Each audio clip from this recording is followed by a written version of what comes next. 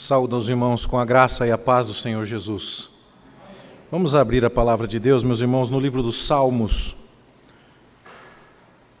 E eu peço a você que deixe, por favor, a sua Bíblia aberta no Salmo de número 42. Mas prepare-se para passear um pouco pelo livro, porque o tema da minha palavra agora é Deus e o mal no inário israelita. Nós vamos estudar do Salmo 42 até o Salmo 49. É um sermão de 7 salmos, mas com tempo de sermão de um salmo só mesmo, pode ficar tranquilo. Vamos estudar então esse grupo completo. A minha palavra, meus irmãos, tem a ver com a sequência do inário israelita. Talvez você que usa o inário presbiteriano já tenha reparado que no nosso inário os hinos de louvor estão concentrados até por volta do hino 48. E depois você vai ter hinos de ações de graças, e depois você vai ter hinos de confissão de pecados, e depois você terá hinos sobre comunhão com Cristo, e depois você vai ter hinos sobre a vida do nosso Senhor Jesus, o seu ministério. Há uma seção de hinos sobre a Santa Ceia. E quem então examina o inário presbiteriano vai tirar algumas conclusões. Ali existem músicas tão antigas quanto Adeste Fidelis, ó vinde fiéis, que é do ano 1000. Ou você tem aquele que costuma se cantar em muitas igrejas no encerramento do culto, glória seja ao Pai, ao Filho, e tantos outros assim, cujos textos remontam ao século VI. E você vai ter, por exemplo, o hino Graças, Graças, Mil Graças, da década de 1950, de autores brasileiros. E você vai pegar todo aquele compêndio de música e vai dizer assim, isto aqui foi organizado para ser usado no culto da Igreja Presbiteriana do Brasil, e existe muita história de gente crente que teve experiência com Deus na hora de escrever cada uma destas canções, mas também existe uma inteligência compiladora por trás desse cenário que eu tenho em mãos. Se esta colocação que faço agora faz sentido para você, por que a gente não pensa assim do livro dos Salmos, eu te pergunto? Por que a gente, quando lê os Salmos, às vezes pensa no Salmo como uma leitura que quase soa como um realejo? Eu venho lá de São Paulo e não sei se a figura do realejo é comum para você.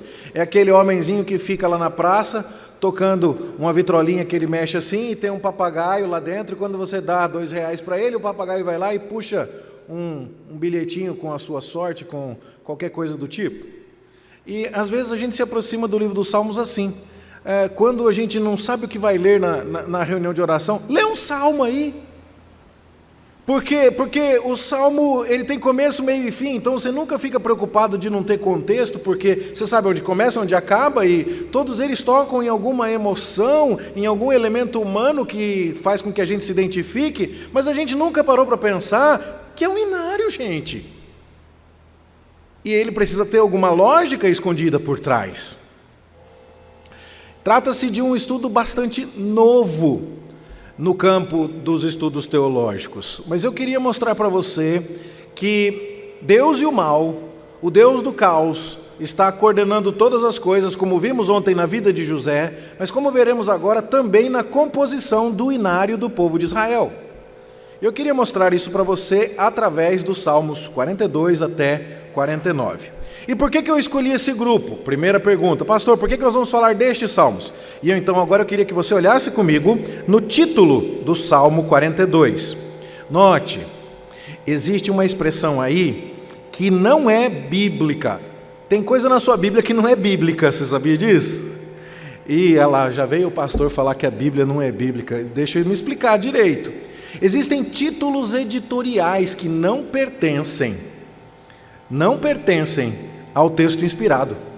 E o que está escrito em cima do seu Salmo 42, a alma anela por Deus, está escrito assim na sua Bíblia, isso foi colocado pela Sociedade Bíblica do Brasil, isso não é inspirado pelo Espírito Santo.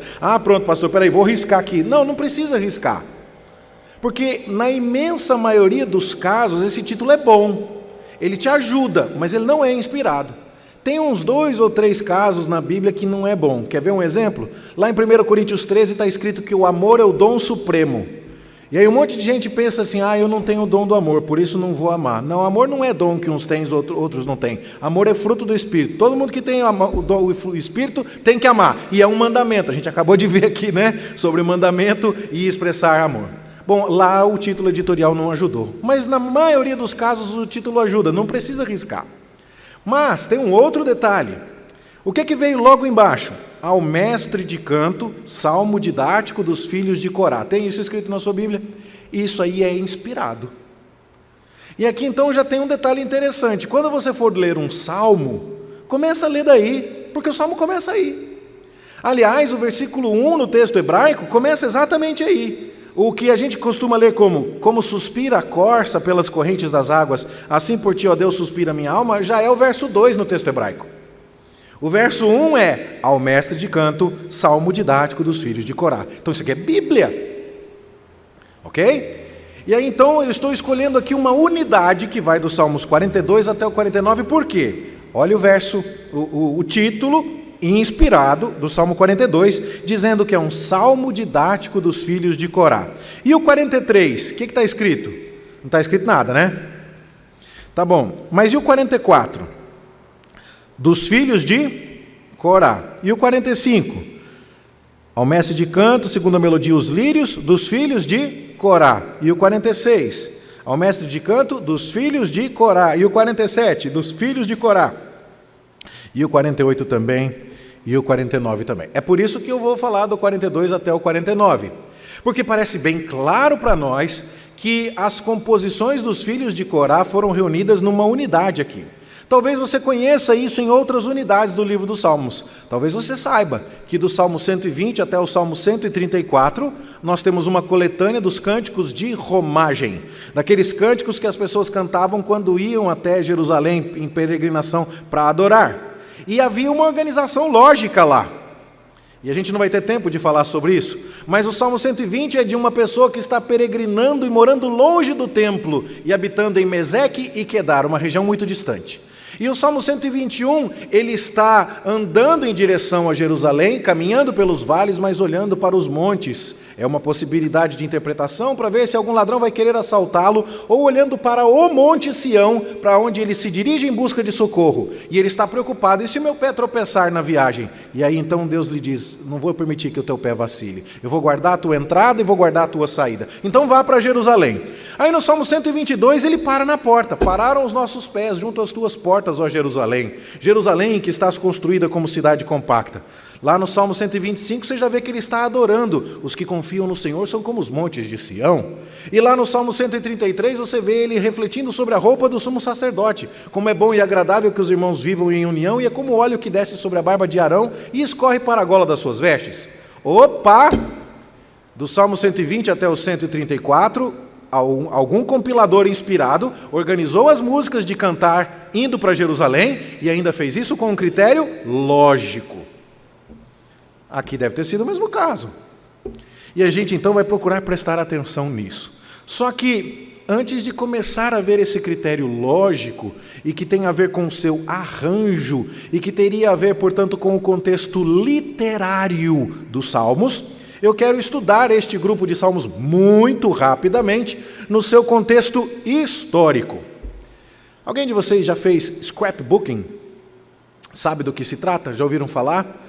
Scrapbooking é quando você dá aquela gourmetizada, essa palavra é meio comum, né? Você dá aquela gourmetizada no seu álbum de fotografia de família.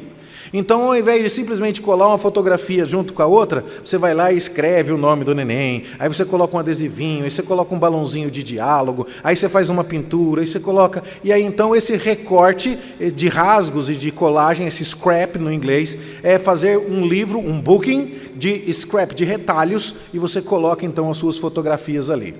Bom, a fotografia que você seleciona para contar a história, você selecionou por um critério.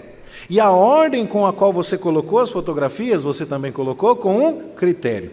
Então, com essas duas imagens, do inário israelita, organizado com um critério lógico, segundo nós fazemos com o nosso inário presbiteriano, e de um recorte, uma seleção de imagens que tiveram o seu contexto histórico, mas que agora essa seleção é colocada de modo a contar uma história própria e até mesmo diferente daquela história das fotos originais, o scrapbooking.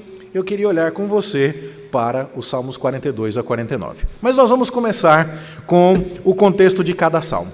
Parece-nos. E a palavra mais forte que podemos usar é essa, parece-nos, é provável.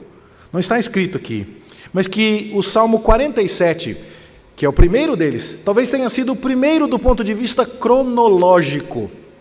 O Salmo 47 deve ter sido o primeiro, e ele deve ter sido composto quando Davi entronizou a arca em Jerusalém. Você deve se lembrar que Davi uniu as 12 tribos de Israel, que andavam dispersas depois da morte de Saul, e apenas a tribo de Judá seguiu a Davi, as outras tribos seguiram a Isbosete, o filho sobrevivente de Saul. Essa batalha levou 7 anos, e quando Davi finalmente assumiu o governo sobre as 12 tribos, ele conquista Jerusalém, e na sua preocupação religiosa ele leva a arca para a cidade de Jerusalém. E o Salmo 47, verso 5, parece estar fazendo alusão a isso. Subiu Deus por entre aclamações, o Senhor ao som de trombeta. Como seria Deus subindo entre aclamações? Seria a ideia da arca caminhando para o topo do monte, onde Davi haveria de preparar os materiais e Salomão haveria de construir o templo. A arca está sendo colocada no seu lugar, Deus, representado na arca, está subindo por entre aclamações. O Salmo 47 deve ter celebrado essa ocasião feliz. Depois, é possível e é provável que o próximo salmo, cronologicamente falando, tenha sido o 48. Este salmo, como diz o verso 2, seu santo monte, belo e sobranceiro, é a alegria de toda a terra, o Monte Sião. Por quê? Porque agora naquela montanha, com a arca, foi construído o templo e o povo se reúne para adorar ali e todo mundo se alegra porque o povo de Israel tem uma capital e tem um templo e tem um centro de adoração. Uma capital conquistada por Davi, um centro de adoração construído por Salomão. E nós conhecemos esse salmo porque a gente canta, né? Grande é o Senhor e muito digno de louvor. E a gente às vezes talvez não pense nisso, mas a cidade do nosso Deus, o seu santo monte, é a alegria de toda a terra. Está falando de Jerusalém essa música que a gente canta. E está dizendo, portanto, que o povo tinha um lugar onde Deus se fazia presente e isso era um motivo de grande alegria. Bom, é possível que o próximo salmo a ter sido escrito tenha sido o 45. Então agora, o 47 celebra a arca entrando em Jerusalém. O 48 celebra o templo sendo construído. E agora o 45 celebra um rei da dinastia davídica, um descendente de Davi e de Salomão que está se casando. Você deve se lembrar que Deus prometeu a Davi que lhe daria um descendente sempre assentado no trono em Jerusalém. E que havia uma esperança de que o rei davídico traria a paz definitiva para o mundo. E esse rei, portanto, é celebrado de uma maneira muito simbólica, tipológica, para usar uma palavra sobre a qual nós conversamos ontem à noite. E quando o rei se casa, todo mundo louva esse rei, dizendo, olha que rei bonito nós temos, e como ele nos aponta para o supremo governante do nosso país e da nossa nação, que é o próprio Senhor Deus. Assim, a canção que temos no Salmo 45 é um salmo de casamento real. E na primeira parte deste salmo nós vamos ver os elogios para o noivo. O verso 2 diz, tu és o mais formoso dos filhos dos homens, nos teus lábios se extravasou a graça, por isso Deus te abençoou para sempre. É um salmo que é dirigido ao rei, enquanto pessoa mesmo. Por isso o primeiro verso diz, ao rei consagro o que compus. E a gente conhece esse salmo, mas a gente não cantou esse salmo para o rei de Jerusalém. A gente canta ele dizendo ao rei dos reis consagro tudo o que sou e de gratos louvores transborda o meu coração, porque o compositor entendeu que apesar de estar falando no salmo sobre o rei em Jerusalém, ninguém estava prestando atenção máxima no rei em Jerusalém, mas olhando para o rei divino. Porque esta história sempre apontava para cima. Veja o verso 6. O teu trono, ó Deus, é para todo sempre. Apesar de estar olhando para o rei que senta no trono humano, e que está casando, o salmista está convidando a atenção de todos, na verdade, para o rei que está sentado no trono celestial e que dura para todo sempre. Então vamos pegar aqui a sequência. Salmo 47, a arca entrou em Jerusalém. Salmo 48, a cidade de Jerusalém é celebrada, todo mundo se alegra. Salmo 45, o rei está se casando. E depois esses reis, eles não se comportaram muito bem, não é verdade? A descendência de Davi foi se afastando dos caminhos de Deus. E Deus então cumpre a aliança que ele havia estabelecido com o seu povo, e ele havia afirmado que enquanto os descendentes de Davi fossem fiéis em temer ao Senhor, teriam a sua bênção, mas se esses descendentes reais se afastassem do Senhor, receberiam a disciplina. E é o que acontece. Os assírios estarão trazendo o julgamento de Deus sobre o reino de Judá na época do rei Ezequias. E você pode ler essa história no livro de Isaías, nos capítulos 36 a 39, quando o rei Ezequias é intimado por Senaqueribe a se render. E Senaqueribe manda uma carta como rei assírio dizendo: nenhuma nação foi capaz de resistir a mim. Você acha que vai ser diferente com você? E o rei Ezequias pega a carta do rei Senaqueribe e leva até o templo e diz: Deus, olha o que ele está falando do senhor aqui. Ele está dizendo que o senhor não consegue nos defender. Ezequias faz direitinho, ele transforma uma batalha humana numa questão divina. Porque aquela cidade, celebrada no Salmo 48, não é uma cidade qualquer. E então Deus manda Isaías dizer: eu vou pôr um freio na boca desse rapaz, eu vou pôr um anzol no seu nariz e ele não vai atirar nenhuma flecha contra você. E tem também uma música que fala sobre isso.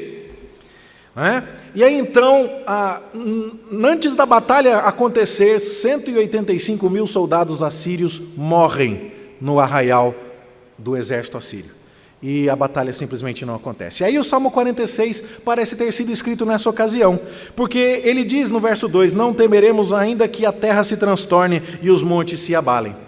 O rei Ezequias estava se preparando para a batalha e ele inclusive canalizou uma fonte de águas, a fonte de Gion, que estava do lado de fora de Jerusalém, e fez um aqueduto do rei Ezequias que trouxe água para dentro da cidade e que agora canalizava as águas para dentro da cidade de Jerusalém, que essas águas iam inclusive desaguar no tanque de Siloé.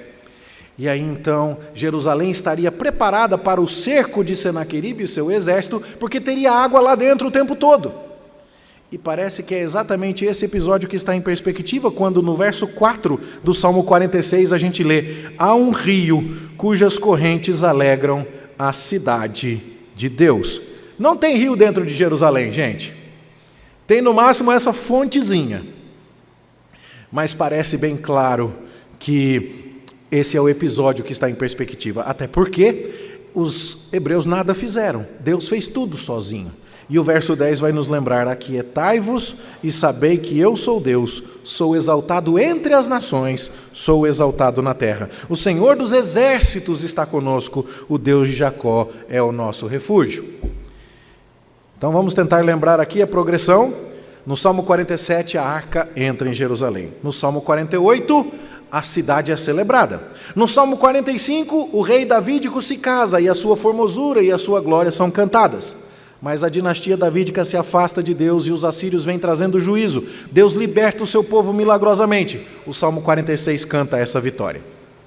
Só que o povo continua se desviando de Deus. E agora não serão os assírios que levarão o povo de Judá ao juízo divino. A próxima nação a trazer a disciplina do Senhor será a Babilônia. E a Babilônia agora vai consumar o cativeiro. Os avisos que Deus mandou através dos profetas e até mesmo através dos assírios não foram suficientes. E os reis davídicos seguiram não confiando no Senhor. E agora vem o cativeiro da Babilônia. E o povo agora tem Jerusalém destruída. O templo é derrubado, a cidade é incendiada, os seus muros são colocados no chão.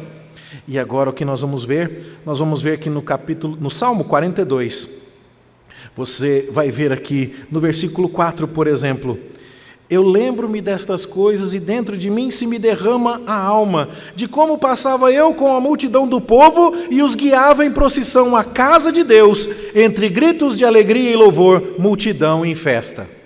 Agora o salmista está dizendo: não tem mais templo, não tem mais procissão em festa à casa de Deus, não tem mais o que celebrar. Aquela cidade alegre do Salmo 48 ruiu. e a minha alma está abatida, diz o Salmo 42. A ideia do Salmo 43 é a mesma também, e o salmista então está pedindo a Deus que restaure as coisas. E ele tem um grito aqui, um refrão, que diz no verso 5: por que estás abatida, ó minha alma? Por que te perturbas? Espera em Deus, pois ainda o louvarei, a Ele meu auxílio e Deus meu. Aliás, eu não falei aquela hora, mas esse refrão do verso 5 é exatamente o que me faz pensar que o Salmo 43 também é dos filhos de Corá, porque esse mesmíssimo refrão está lá no Salmo 42, no verso 11 e também no verso 5. Mostrando que o Salmo 42 e o Salmo 43, na verdade, são um único salmo, como inclusive atestam alguns manuscritos antigos. É tudo de Corá aqui. E agora então este grupo, esses dois salmos, 42 e 43, que provavelmente foram uma única canção, estão cantando a tristeza de terem testemunhado a destruição de Jerusalém. E por fim, o Salmo 44 vai falar agora da vergonha que tudo aquilo significa. Veja, Davi trouxe a arca para Jerusalém, Salmo 47. Que cidade linda temos, Salmo 48. Que rei bonito temos, Salmo 45. Que proteção Deus nos deu dos assírios, Salmo 46. Mas não seguimos confiando no Senhor e fomos para o cativeiro, Salmo 42, Salmo 43. E agora estamos envergonhados, Salmo 44. Veja o verso de número 9. Agora, porém, tu nos lançaste fora e nos expuseste à vergonha, e já não sais com os nossos exércitos. O Deus que foi o Deus do livramento no Salmo 46 não é o Deus que livra no Salmo 44, mas é o Deus que expõe à vergonha o seu povo por causa da desobediência. E aí a pergunta que a gente tem que se fazer é a seguinte: então, pastor, por que não foi primeiro o Salmo 47 da arca, depois o 48 da cidade, depois o 45 do rei, depois o 46 da vitória contra Senaqueribe, e depois o Salmo 42 e 43 do cativeiro babilônico, e depois o 44 da vergonha? Por que a ordem não foi essa? E é essa a resposta que a gente precisa ter. Eu creio que Deus está conduzindo o processo em todas as suas etapas. Como quem faz um scrapbooking escolheu o ângulo como ia tirar a fotografia, e depois que tirou várias, escolheu qual fotografia ia colocar no livro, e depois, quando foi colocar as fotografias no livro, escolheu qual a ordem que ia arranjá-las para contar uma história. Eu também creio que a mesma mente inteligente que traz para você um álbum de fotografias arranjado assim, está por trás do livro dos Salmos. Há um ser humano aqui que coordenou essas coisas, mas tem uma diferença sensacional aqui. Quem fez isso inspirado pelo Espírito Santo. Eu creio que Deus esteve presente nos momentos miraculosos, quando Ele permitiu a Davi entrar com a arca, quando Ele escolheu a linhagem de Davi para ser do reinado messiânico glorioso, quando Ele libertou Jerusalém de Senaqueribe. Deus estava presente nos fatos. Mas Deus também estava presente no momento em que canções sobre esses fatos foram escritas. Deus também estava presente quando estas canções foram preservadas. Deus também estava presente quando essas canções foram reunidas. E Deus também estava presente quando estas canções foram organizadas nesta ordem. E agora então cabe-nos entender como Deus quis nos ensinar ao fazer este arranjo. Há tanta coisa que poderia ser dito a respeito do livro dos Salmos, e eu quero dar só mais um exemplo para você perceber que eu não estou forçando a barra aqui, que este de fato é um assunto novo. Você já leu no Evangelho de Lucas, no capítulo 24, verso 26, quando Jesus diz assim aos seus discípulos: mas como vocês são devagar para entender a Bíblia, vocês não sabiam que está escrito que o Messias, o Cristo, devia padecer e entrar na sua glória? Você já viu Jesus falando assim com os discípulos? Lucas capítulo 24, verso 26. Porventura não sabeis que o Cristo devia padecer e entrar na sua glória? Não lestes na Escritura? E aí a gente fica se perguntando, mas onde que está escrito no Antigo Testamento que o Messias, ou o Cristo, devia padecer e entrar na sua glória? E aí então eu quero mostrar um pouco disso para você ficar um pouco mais confiante de me seguir no raciocínio que eu vou apresentar daqui a pouco. Você lembra que Davi é o rei ungido, né? Da dinastia davídica. O problema é que assim que ele foi ungido, Saul começou a persegui-lo, não foi? E aí então existe uma batalha, existe um rei ímpio que quer matar o rei ungido. E esse rei ímpio vai morrer vergonhosamente na batalha contra os filisteus e os seus descendentes vão embora. Mas esse rei escolhido por Deus e ungido por Deus, ele vai permanecer para todo sempre. A pergunta é, como é que começa o livro dos Salmos? Começa com um contraste entre dois homens. Um que é um ímpio como a palha que o vento dispersa, e outro que é o justo e que tem uma árvore plantada junto a ribeiros de águas. Nós cantamos sobre isso ontem à noite. E o Salmo 1 parece muito claro para os estudiosos, está fazendo um contraponto entre Saul e Davi. Não simplesmente entre um homem justo e um homem insensato, mas entre um rei que não foi o rei escolhido por Deus e um rei escolhido por Deus, ungido por Deus. E como é que a gente sabe disso? Também por causa do próximo Salmo, que embora não esteja escrito aqui no título do Salmo 2, o apóstolo Pedro lá em Atos diz que o Salmo 2 é de Davi. Então a questão para nós está resolvida. O Salmo 2 foi escrito por Davi e ele fala do ungido de Deus. Como é que fala ungido na língua hebraica? É Messias. E como é que fala ungido na língua grega? Cristo.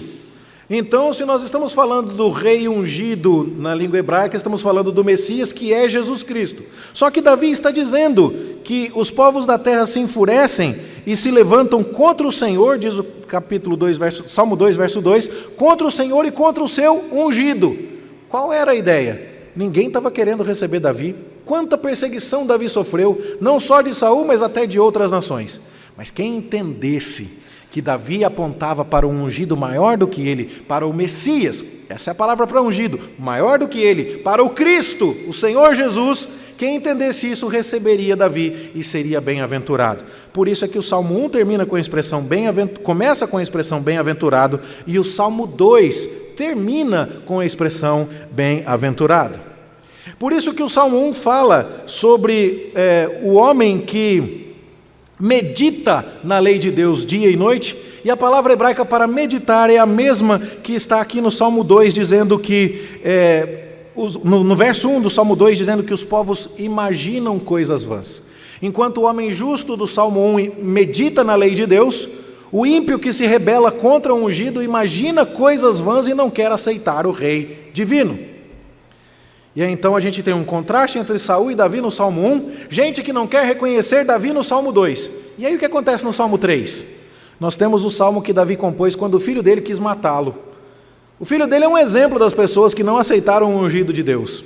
E o que nós temos no Salmo 4? A gente vai ler agora só Davi sofrendo de aqui para frente. A concentração dos salmos escritos por Davi aqui nessa primeira parte é enorme. E o que nós vemos aqui? Responde-me, Senhor, Deus da minha justiça, na minha angústia. E aí vem lamento no Salmo 5, no Salmo 6, no Salmo 7. Um dos salmos de lamentos mais conhecidos é o Salmo 13. E até que você chega no ápice do lamento, que é o Salmo 22. Tudo salmo de Davi nesse trecho. E até que Davi chega no máximo do lamento. Deus meu, por que me desamparaste? Quem foi que lamentou assim de maneira definitiva, pendurado na cruz? Foi o Senhor Jesus Cristo. E aí então, o que a gente vê Davi falando aqui de maneira poética? Que repartiram as suas roupas, que deram vinagre para ele beber na sede, que uma súcia de malfeitores o rodeiam, que tantas outras coisas, e que nesse estado de humilhação ele é colocado na morte. E aí a gente percebe então uma descrição clara do sofrimento do Messias. Lembra que Jesus falou em Lucas 24? O Cristo, o Messias, tinha que padecer, mas depois ele ia entrar na glória, não é? Pois é, depois que ele padeceu, com tantos inimigos que o perseguiram, vem o Salmo 23. E aí o Salmo 23 vai dizer assim: ainda que eu ande pelo vale da sombra da morte, pendurado na cruz e gritando, Deus meu, por que me desamparaste? Eu terei esperança. A palavra hebraica do verso 3, refrigera-me a alma, também pode ser traduzida como ressuscita-me a alma. O Senhor me faz viver de novo. E até porque o salmista que anda pelo vale da sombra da morte, ainda vai ser capaz de dizer no versículo 6, eu habitarei na casa do Senhor para todo sempre, ou seja, eu vou morrer desamparado, mais desamparado do que Davi foi, mais perseguido do que Davi foi, sofrendo de maneira real aquilo que Davi cantou algumas vezes de maneira poética, Mas quando eu estiver pendurado na cruz e disser, Deus meu, por que me desamparaste? A resposta final vai ser, estando no vale da sombra da morte, Deus ainda está comigo e eu vou habitar na casa do Senhor para todo sempre. E aí a gente lê o Salmo 24, que está dizendo assim, verso 7, levantai, ó portas, as vossas cabeças, levantai-vos, ó portais eternos, para que entre o Rei da Glória. Um outro salmo composto para celebrar a entrada da arca em Jerusalém, mas colocado aqui de maneira muito proposital, para dizer assim, olha, ninguém prestou atenção no Messias. Teve gente que ficou do lado de Saul ou do lado dos ímpios, lembra lá do Salmo 1? Teve gente que se rebelou contra o ungido do Senhor, lembra do Salmo 2? Muitos perseguiram o ungido do Senhor, lembra do Salmo 3 até o Salmo 22? Davi sofreu muito, Deus meu, por que me desamparaste? Mas o Senhor foi o seu pastor, e ele ia habitar na casa do Senhor para todo sempre. E ele, quando entrava com a arca em Jerusalém, dizia, portas de Jerusalém, levantem-se, vocês que são o símbolo dos portais eternos, porque a arca está chegando. E isso era só um símbolo, tudo era um símbolo. Davi representava o Messias, que ia sofrer, mas depois entraria na sua glória, do jeito que Jesus falou em Lucas capítulo 24, versículo 26. Essas coisas, portanto, meus irmãos, nos autorizam a ter uma tranquilidade tremenda em olhar para os salmos, como é o caso dessa coletânea dos filhos de Corá, do Salmo 42 até o Salmo 49, e perguntar assim, o que Deus está querendo com isso aqui? Eu não aguento a tentação, eu quero contar mais uma para você. Você reparou que lá no título do Salmo 1, está escrito assim, livro 1, Salmos 1 até 41? Você notou aí? Você notou que no título do Salmo 42 está escrito livro 2? Agora vai lá no Salmo 73 e dá uma olhadinha lá. Você vai ver que está escrito livro 3. E assim vai, se você vai até o Salmo 90, livro 4. E são 5 livros dos Salmos. Os judeus expressaram, num dos seus comentários conhecidos como Midrash, não se trata de um comentário inspirado, mas se trata de um documento histórico, que assim como Deus deu através de Moisés para Israel os 5 livros da lei, Pentateuco, Gênesis, Êxodo, Levítico, Números, Deuteronômio, Deus, através de Moisés, dá para Israel 5 livros. Os judeus disseram, em gratidão, os judeus, através de Davi, ofereceram a Deus 5 livros dos Salmos. Percebe? Deus, por meio de Moisés, dá 5 livros para Israel. Israel, por meio dos Salmos e de Davi, devolve a Deus em gratidão 5 livros dos Salmos. E existe um paralelo interessante entre os 5 livros dos Salmos e os 5 livros da lei. Quais são os salmos, por exemplo, que nos falam a respeito da criação do mundo e de um homem no estado de inocência? O livro de Gênesis começa com Adão no paraíso, é um homem justo, puro, sem pecado. O Salmo 1 é o salmo justo, de um homem justo, puro e sem pecado. Quais os salmos que celebram a criação de Deus? O Salmo 8, o Salmo 19, os céus proclamam a glória de Deus. Onde é que este salmo está? Tudo lá no livro 1, que corresponde a Gênesis. O livro 2 dos Salmos começa no 42. Lembra que eu já falei para você que esse é o salmo do homem que está no exílio, escravizado? Como é que começa o segundo livro do Pentateuco, que corresponderia ao segundo livro dos Salmos? O livro do Êxodo. Não é exatamente os judeus estão no Egito em dor e em sofrimento, e eles clamam ao Senhor e o Senhor lhes ouve? Qual é o terceiro livro da lei? Levítico. Não é o livro do santuário? Pois é, quando você vai ao Salmo 73, que abre o terceiro livro dos Salmos, o que você encontra? Aquele Salmo de Asaf, onde ele vê os ímpios prosperando, e ele acha aquilo difícil demais, até que ele entra no santuário do Senhor.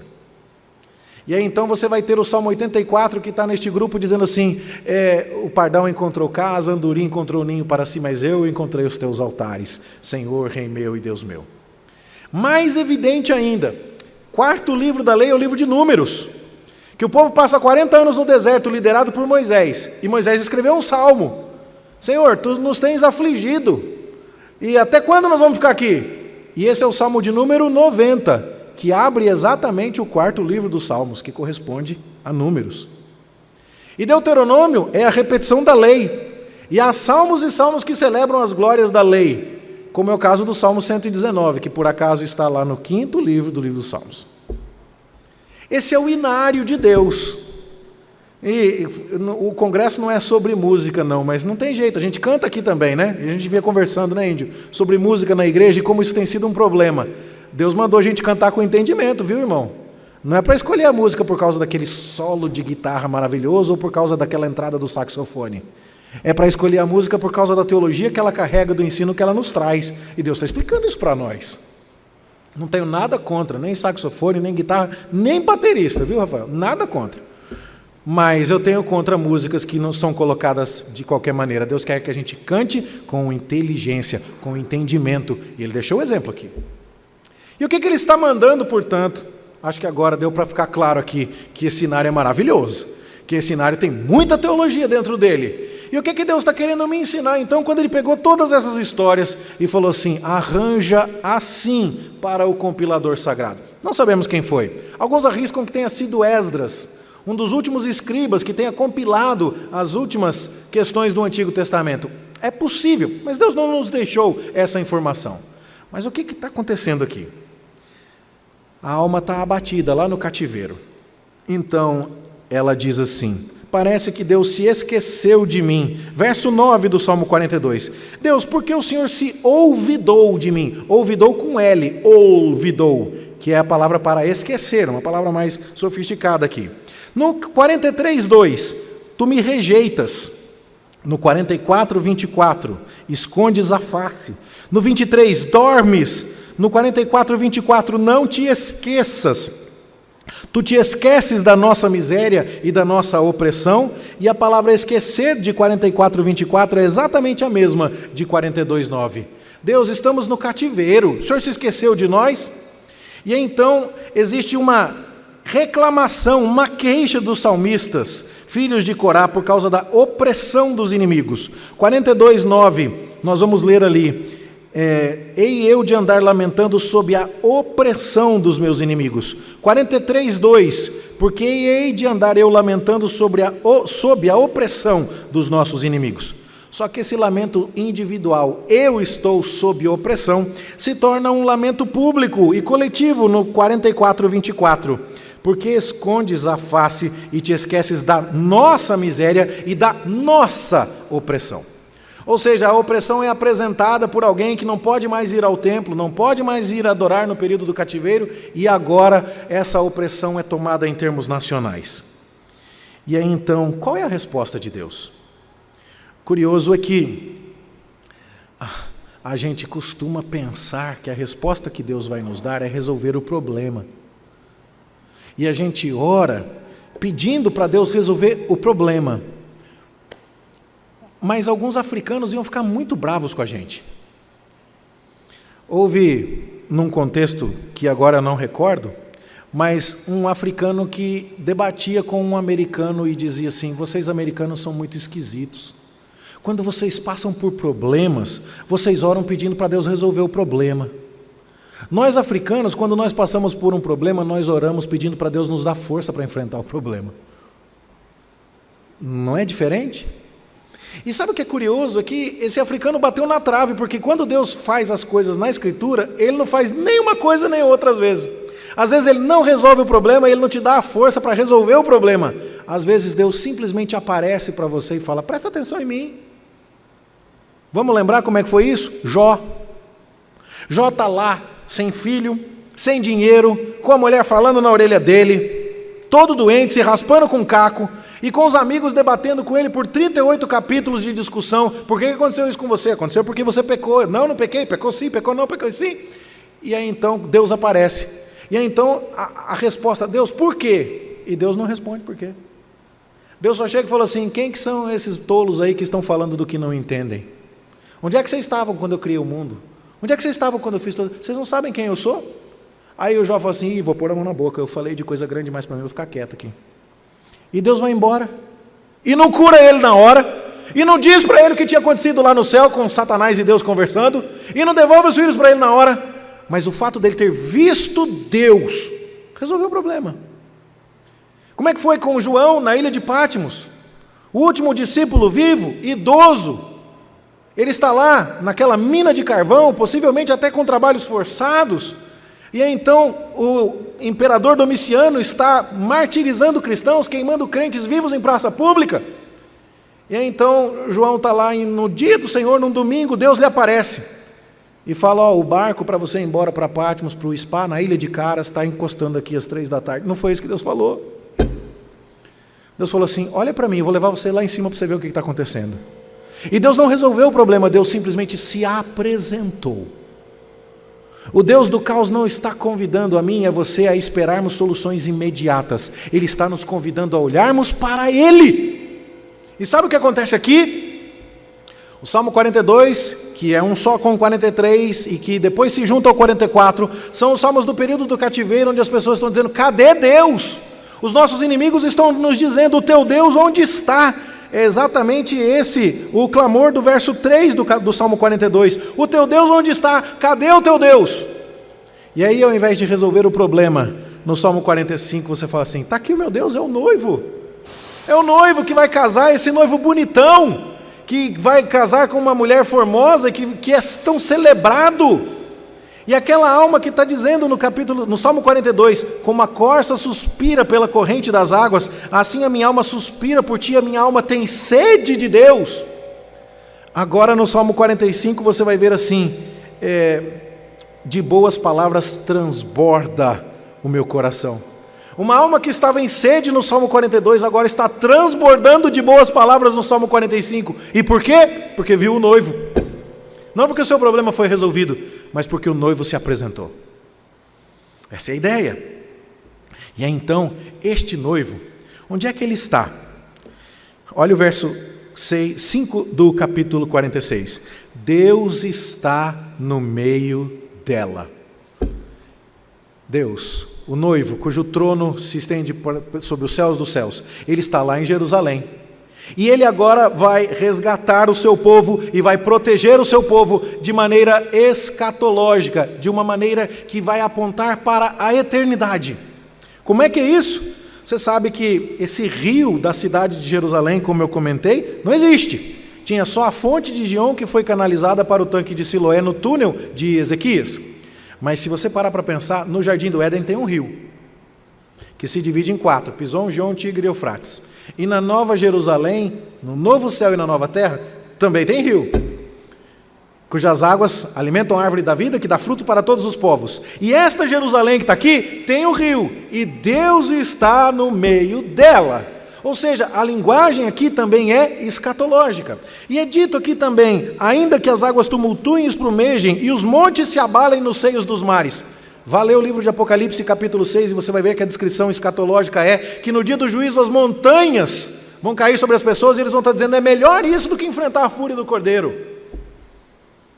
É tudo escatológico aqui. E aí o Salmo 47 vai falar: batam palmas e celebrem. E o Salmo 48 vai dizer: grande é o Senhor, Ele é a alegria de toda a terra. E eu não tenho tempo de entrar em todos os detalhes aqui, dava para passar a manhã inteira falando disso aqui em pormenores, mas o nosso tempo é curto. Até que chega no Salmo de número 49, e você vai ver no verso 5: porque hei de eu temer nos dias da tribulação, quando me saltei a iniquidade dos que me perseguem? E no verso 15 você vai ler: Deus remirá a minha alma do poder da morte, pois Ele me tomará para si. Ou seja, vamos ler os salmos. Você não precisa falar: depois dessa palavra do pastor, nunca mais leia um salmo na reunião de oração. Não, faça isso sim. Mas faça isso entendendo algumas coisas. Primeiro, que além das histórias individuais aqui, existe uma meta-história que está sendo contada ao longo da Bíblia e que Deus resolveu contá-la para nós aqui. E qual foi a história que nos foi contada nesta micro-sessão do livro dos Salmos? Você pode passar por problemas como os salmistas, os filhos de Corá nos relataram no Salmo 42, 43 e 44.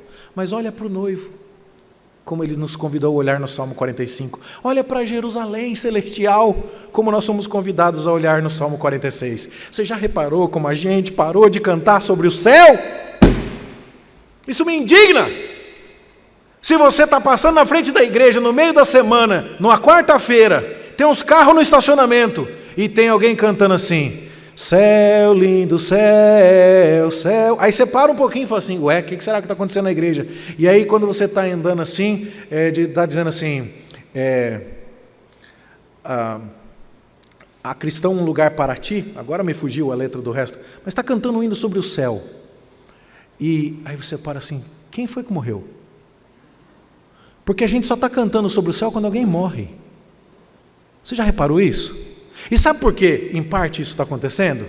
É porque as falsas doutrinas ao nosso redor estão querendo trazer tudo para o aqui e agora. Igual Satanás queria fazer com Jesus. Eu te dou tudo agora, não passa pela cruz não. Pega já, só me adora. E aí a gente ficou com vergonha desse pessoal, porque as nossas promessas são todas para o futuro. Então a gente quer oferecer alguma coisa diferente. E a gente fica oferecendo um evangelho. A gente não vai junto com eles para a prosperidade, a gente não vai decretar cura agora, a gente não vai dizer que é filho do rei, que quer que a Brasília vire BMW semana que vem. Mas a gente começa a querer oferecer coisas para o já. E aí a gente começa a ficar fazendo palestras sobre como cuidar bem do seu filho, como ter boa mordomia financeira. Isso tudo é válido, isso tudo é bom. Mas a solução definitiva vem na Nova Jerusalém, gente. E a questão toda é olhar para o noivo. E o melhor culto que nós teremos não é aquele onde a gente sai treinado a resolver os nossos problemas nesta vida. Isso é bom e importante. Mas o melhor culto que prestaremos é quando a gente olha para o noivo. Cadê Cristo na nossa igreja? Essa é a nossa grande questão. E é isso que nós precisamos apontar. E aqui então esta progressão está claramente mostrando isso. 42, 43 e 44 é a tristeza, o 45 é o noivo, o 46 é a Jerusalém celestial, o 47 é o louvor, o 48 é a alegria, o 49 é a certeza da ressurreição e da eternidade. Esse é o Deus do caos. Essa é a resposta de Deus para os problemas da vida, para os nossos cativeiros, para as nossas prisões, para as nossas escravidões, para tudo. Olha para o noivo e fica tranquilo. E saiba, vai acabar. Pode estar em causa agora, mas não vai ficar assim para sempre. No final vai dar tudo certo. E se não deu tudo certo ainda é porque não chegou o final.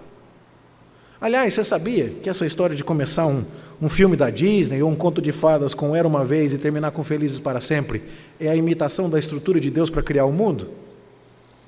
Nenhuma história faz sentido a parte da meta-história de Deus, onde começa tudo bem, acontece algum problema, aparece o herói e acaba feliz para sempre. A pergunta é: quem é o nosso herói? Quem que vai botar tudo no lugar? É o noivo. E eu quero terminar contando para você uma história verdadeira. Catherine era uma adolescente inglesa que mudou de escola quando tinha 13 anos de idade. Seus pais haviam progredido financeiramente e ela agora podia frequentar uma escola melhor. Mas as meninas da escola já estavam juntas há muito tempo, já se conheciam e se entrosavam bem e não queriam abrir espaço na panelinha para que Catherine pudesse entrar. Além disso, ela não era uma aluna interna do colégio como as outras meninas, e por causa disso perdia oportunidades preciosas de convívio com as demais alunas. Oportunidades essas que poderiam surgir durante as noites ou finais de semana, mas nesse tempo Catherine estava com a sua família. Para piorar a situação, Catherine era uma boa jogadora de hóquei, mas a nova escola não tinha essa opção de esporte. E ela não sabia jogar o esporte mais popular na nova escola, o lacrosse. Após semanas de tentativas frustradas de se entrosar, Catherine se rendeu. Cansada de ser vítima da maldade das colegas, sentindo-se solitária e desprezada, Catherine se escondeu embaixo da escada da escola para chorar. O que a gente pode dizer para uma menina como essa? Muito pouco, se você não sabe nada acerca do seu futuro. Mas imagine que por algum motivo você tivesse acesso a informações privilegiadas e pudesse dizer com verdade àquela garota Catherine que tudo iria melhorar. Você ia chamá-la pelo apelido Kate e lhe diria: querida Kate, não desanime. Está bem próximo o dia em que todo mundo vai fazer o possível e o impossível para ser seu amigo, para ser amigo da Kate Middleton, a duquesa de Cambridge. Você será pedido em casamento pelo príncipe William, herdeiro do trono inglês, numa viagem romântica para o Quênia. Ele lhe oferecerá o anel que pertenceu a ninguém menos do que a sua própria mãe, a princesa Diana. O seu vestido de noiva, Kate, vai ser confeccionado pelo estilista real britânico e será mantido em sigilo daquela imprensa cheia de paparazzis até o momento da cerimônia, como um verdadeiro segredo de Estado. Você ainda usará nas suas bodas uma tiara de brilhantes, que lhe será oferecida pela rainha Elizabeth, tiara essa que será tirada das joias da família real. Kate, seu casamento vai ser assistido por cerca de, pasmem, 2,5 bilhões de pessoas, Kate. Ah, Kate, você vai morar no palácio de Buckingham, com o seu príncipe encantado, príncipe mesmo. E esse dia difícil aqui embaixo da escada terá sido apenas uma remota lembrança de um passado superado. Será que você animava a Kate com uma promessa dessa? Você tem uma promessa melhor. Eu e você temos uma promessa melhor. Nós, a Igreja de Cristo, também podemos sofrer. Eu não sei qual é a escada que está em cima da sua cabeça, mas pode ter uma. Nós, porém, estamos aguardando uma redenção infinitamente maior do que a redenção de Kate Middleton. O nosso noivo, pobre príncipe William, tão feinho, o nosso noivo é lindo e perfeito. Ele é o Rei dos reis, o Senhor dos senhores. Tesouros da família real não são nada perto da riqueza do nosso noivo de toda a glória e todo o poder. O vestido da Kate não se compara às nossas vestes nupciais, porque nós estaremos vestidos da justiça de Cristo. As nossas bodas não serão vistas por 2,5 bilhões de pessoas, mas a Bíblia já disse que todo olho o verá. E nós não estamos falando de 7 bilhões ou de 8 bilhões de pessoas no mundo de hoje, não. Nós estamos falando de todos os seres vivos que já existiram. Todo ser humano que já viveu na face desta terra verá o nosso casamento. Nosso palácio não é Buckingham, é a Nova Jerusalém. Nós sabemos disso, nós cremos nisso. E por essa razão nós vamos enfrentar os sofrimentos desta existência transitória com uma esperança bendita que nos leva a juntar nossas vozes às vozes dos filhos de Corá. Nós estamos num mundo perdido, sem Cristo, sem o Rei Messiânico, sem a esperança do novo céu e da nova terra, que não conhece a solução, porque a procura no lugar errado. Mas em amor ao nosso noivo, nós vamos procurar viver apontando a este mundo perdido a solução que nós e os filhos de Coré conhecemos. Esse é um importante papel da igreja, o papel daqueles que conhecem o Deus Todo-Poderoso, o Deus do caos. Louvado seja o seu nome, que o nosso coração seja cheio de esperança e que isso aconteça para que nós testemunhemos num mundo em caos. Está tudo sob controle e isso aqui foi bom. Deus nos abençoe em nome de Jesus. Amém.